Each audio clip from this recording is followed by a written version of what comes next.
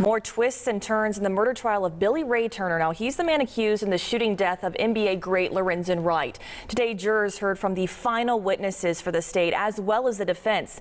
And they also heard from the man on trial himself. WRAG's Dorita Patterson has the latest on the case, more than a decade in the making. Over the past 6 days, Billy Ray Turner has been under the watchful eye of the men and women inside this Shelby County courtroom who will soon decide his fate in the 2010 murder of Lorenzen Wright. He's also under the watchful eye of Wright's mother, Deborah Marion, who looked on intently Saturday.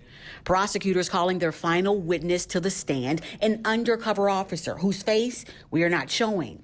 He was part of a unit that surveilled Shara Wright and Billy Ray Turner. We're told to follow a specific person, and we just pretty much tell them around, keep an eye on them, see what they're doing. The two meeting up, according to the detective, at a home along Starlight Drive, but they did not stay inside very long.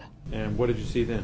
I observed them walking up and down the street, talking. Photos of the two were taken by officers during a 34-minute private walk. The defense strikes back, saying there's nothing underhanded about walking for all to see. This talk between Shara and Billy, it wasn't a secret, was it? It was kind of odd because they left our residence to walk down the street and talk privately. Prosecutors with a shared sentiment.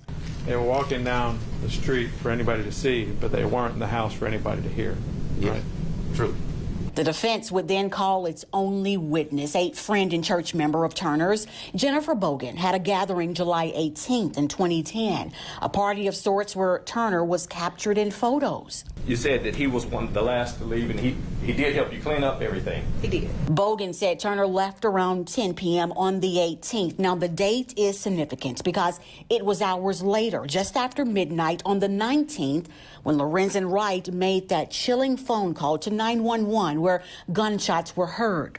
Prosecutors noting there were roughly 2 hours between the time he left Bogan's home and when shots rang out. Any idea where he was 12 minutes after midnight? I do. Both the defense and state would rest its case, but not before Turner sat on the stand answering the question many were asking. Well, have you made a decision regarding testifying? Yes. What's your decision, sir? I do not want to testify. It was hard to hear, but the 51-year-old said he would not be testifying. In another surprising twist, the defense lawyers asking the judge for an acquittal, saying the testimony from the state's main witness, Jimmy Martin, was, quote, contradictory.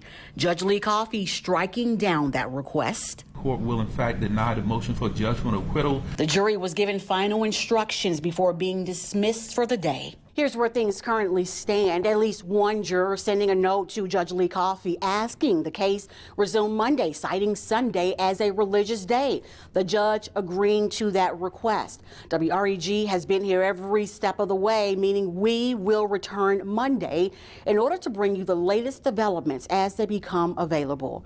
Reporting at the Criminal Justice Center, Dorita Patterson, WREG News Channel 3.